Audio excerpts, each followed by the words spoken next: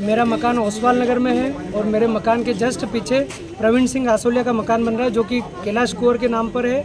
और प्रवीण सिंह आसोलिया जो कि अवैध रूप से मकान बना रहा है, उसका कोर्ट में केस चल रहा है जिस पर कोर्ट ने आदेश दे रखा है कि इसके ऊपर स्टे है और यूडीए ने उसके अवैध मकान को सीज भी कर रखा है, जिसकी कार्रवाई जारी है। और ये इस डर में था कि ये मकान डिसमेंटल हो सकता है और बार बार अवैध निर्माण करवाता जा रहा था, तो उस वजह से हमने कमिश्नर नियुक्ति करवाई कोर्ट में और कमिश्नर की आज रिपोर्ट आई।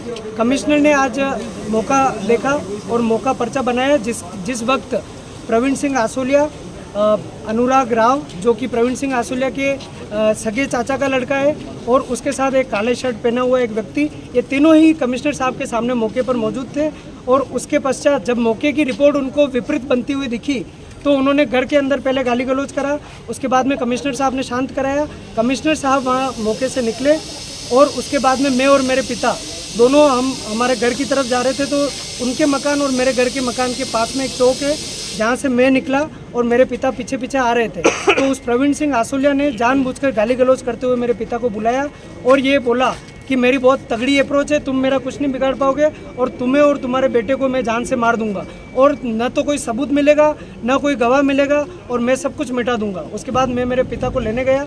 मेरे पिता को जब मैं लेके आने लगा तो उसने मेरे से भी गाली गलौज करी, हाथापाई करने की कोशिश करी। मेरे पिता के सिर में, नाक के ऊपर, मुंह पे और छाती के ऊपर लातों और गुस्तों से वार किया, उनको नीचे गिरा के उनके ऊपर जानलेवा हमला किया और वहीं मौके पर वो मेरे पिता अचेत हो गए।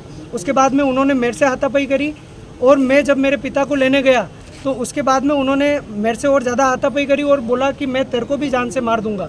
उसके बाद जब उनको वहाँ पे हो हल्ला होने लगा, लोग इकट्ठे होने लगे, तो वो तीनों कार में बैठकर फरार हो गए।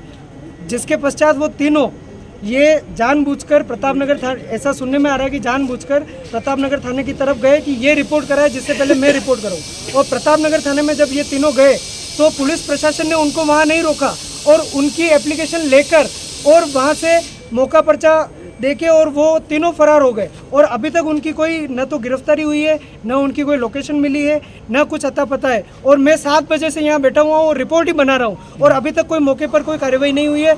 ये सिर्फ ये बता रहे हैं कि मैंने नाकाबंदी कर दी है, ये कर दिया, वो कर दिया, लेकिन अभी तक कोई कार्रवाई नहीं। प्रशासन, प्रतापनगर थाना पहले भी बदनाम था, प्रतापनगर थाना पहले भी इस वजह से बदनाम था। पहले भी कई SHO, कई थानेदार वहाँ से तलब हुए हैं, वहाँ से उनको हटाए गए और उसके पश्चात भी आज की तारीख में भी ये इसी तरह के घटनाक्रम चल रहा है। वो प्रवीण सिंह राव है और जो वहाँ पे CI साहब है वो भी राव है।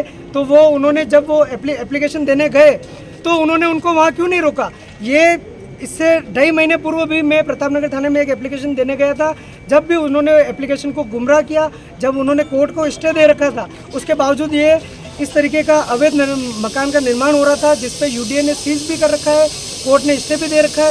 उसके पश्चात भी प्रशासन की इस तरह की डिले जिस वजह से आज मेरा बाप चला गया और इन तीनों गुंडों ने जानबूझकर जानलेवा हमला किया और मारने की वजह से ही, कि मैं मारना ही चाहता हूँ, उस वजह से इन्होंने हमला किया।